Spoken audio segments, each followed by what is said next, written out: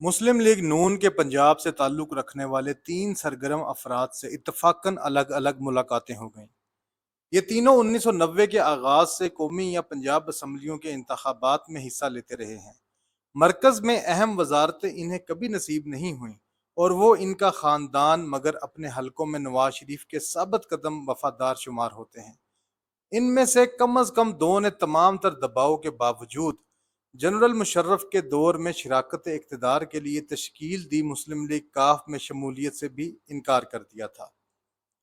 درینہ شناسائی کی بدولت انہوں نے دل کی بات بتانے کے لیے مجھ سے ان کے نام نہ لکھنے کا تقاضا کیا۔ وعدہ ہو گیا تو بے بسی سے اعتراف کرنے لگے کہ وہ اپنے حلقوں میں ووٹروں کو منہ دکھانے جوگے نہیں رہے۔ مصر رہے کہ وہ ان کے درینہ اور ہر مشکل گھڑی میں ساتھ دینے والے سپورٹر بھی یہ بات تسلیم کرنے کو آمادہ نہیں کہ ان کی جماعت پاکستان کو دیوالیہ سے بچانے کے لیے IMF کی ہر بات ماننے کو مجبور ہوئی۔ نہ ہی یہ دعویٰ بھی کہ پاکستان کو دیوالیہ کے قریب در حقیقت عمران حکومت کی غیر ذمہ دارانہ پالیسیوں نے دھکیلا تھا۔ پیٹرول اور ڈیزل کی قیمتوں میں اضافے سے کہیں زیادہ وہ اپنی جماعت کی ان دنوں غیر مقبولیت کا اصل سبب بجلی اور گیس کے مسلسل بڑھتے نرخوں کو ٹھہراتے رہے۔ جن دوستوں سے ملاقات ہوئی انہوں نے یہ خبر بھی دی کہ ان کے حلقے میں ووٹروں کی اکثریت کو ہرگز یہ امید نہیں کہ تحریک انصاف اگر اقتدار میں آئی تو IMF کو ٹھینگا دکھانے کے بعد مہنگائی کے اعتبار سے عوام کی زندگی آسان بنانے کی تراکیب ڈھونڈ لے گی۔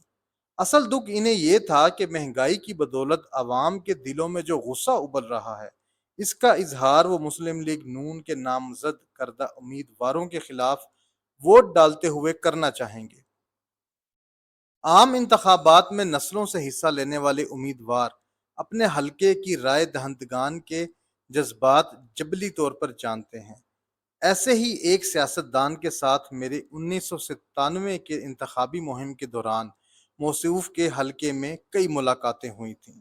میں جب بھی ان کے ڈیرے پہ جاتا تو وہاں موجود ایک نسبتاً نوجوان کارکن بہت گرم جوشی سے میرا استقبال کرتا اور مذکورہ سیاستدان کے ساتھ میری گفتگو کو بہت اشتیاق سے سنتا۔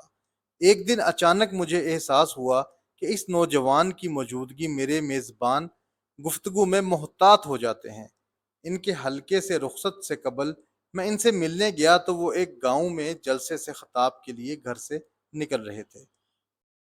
وہ گاؤں لاہور تک میرے راستے میں تھا۔ انہوں نے اس گاؤں تک مجھے اپنی گاڑی میں بیٹھنے کے لیے دعوت دی جسے وہ خود چلا رہے تھے۔ اس میں کسی اور شخص کو انہوں نے میری موجودگی میں بیٹھنے نہ دیا۔ گاڑی سٹارٹ ہوئی تو میں نے اس نوجوان کا ذکر کیا جس کی موجودگی میں وہ میری دانست میں محتاط ہو جاتے تھے۔ میری بات سنتے ہی انہوں نے میری قوت مشاہدہ کو سراہا اور حقارت سے اطلاع دی کہ وہ نوجوان ان کے مخالف امیدوار کا جاسوس ہے۔ میری برادری کا ہوتے ہوئے بھی اس سے مل گیا ہے۔ اس کے ہوتے ہوئے میں اپنی حکمت عملی زیر بحث لانے میں محتاط رہتا ہوں۔ کئی برس پہلے ہوا یہ واقعہ محض یہ اصرار کرنے کو دہرانا لازمی تھا کہ نسلوں سے انتخابی معرکوں میں حصہ لینے کے عادی اپنے حلقوں میں رائے دہندگان کے دلوں کی بات جبلی طور پر جان لیتے ہیں۔ اگر اس حقیقت کو تسلیم کر لیا جائے تو مسلم لیگ نون کی قیادت کو ان خدشات کو انتہائی سنجیدگی سے لینا ہوگا جن کا اظہار اس جماعت کے 3 سرکردہ رہنما نے میرے ساتھ ہوئی گفتگو کے دوران کیا۔ مسلم لیگ کی قیادت تاہم ان کے جذبات سے غافل نظر آ رہی ہے۔ اگر وہ اس ضمن میں غافل نہ ہوتی تو گزشتہ ہفتے کے آغاز میں یہ خبر نہ پھیلتی کہ مسلم لیگ نون وزیر خزانہ اسحاق ڈار کو موجودہ حکومت کی تحلیل کے بعد نگران حکومت کا وزیر اعظم بنانا چاہ رہی ہے۔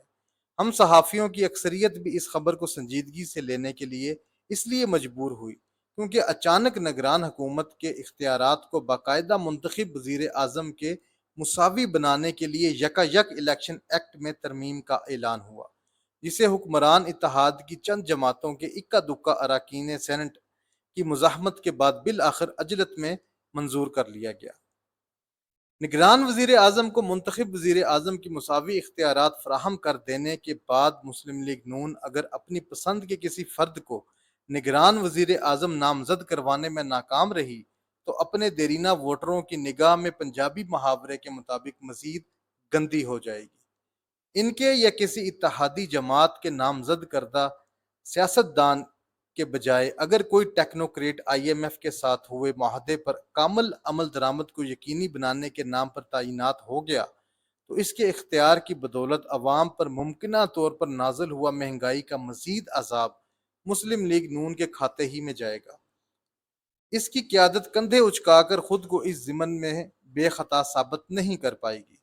ایسی صورت میں مجھے خدشہ ہے کہ وسطی پنجاب کے بے شمار حلقوں میں تگڑے الیکٹیبل مسلم لیگ نون سے درینہ تعلق کے باوجود آزاد امیدوار کی حیثیت میں انتخابی اکھاڑے میں اترنے کو ترجیح دیں گے۔ تحریک انصاف اگر عمران خان کی عدم موجودگی میں بھرپور انتخابی مہم چلانے کے قابل نہ رہی تو پنجاب میں چودھری پرویز الہی قانونی مشکلات سے نبرد آزما ہونے کے بعد انتخابی جوڑ توڑ کے حوالے سے اپنے تجربے کی بدولت مسلم لیگ نون کے نامزد کردہ امیدواروں کے لیے خطرناک ثابت ہو سکتے ہیں۔ پاکستان پیپلز پارٹی کی انتخابی قوت کو پنجاب میں اصل دھچکا 1997 میں پہنچا تھا۔ یہ جماعت اس دھچکے سے آج بھی خود کو بحال نہیں کر پائی۔ مجھے خدشہ ہے کہ اگر حالات ایسے ہی رہے تو انتخاب اگر واقعتاً 2023 میں ہوئے تو یہ برس مسلم لیگ نون کے لیے ویسے ہی بدخبری لا سکتا ہے۔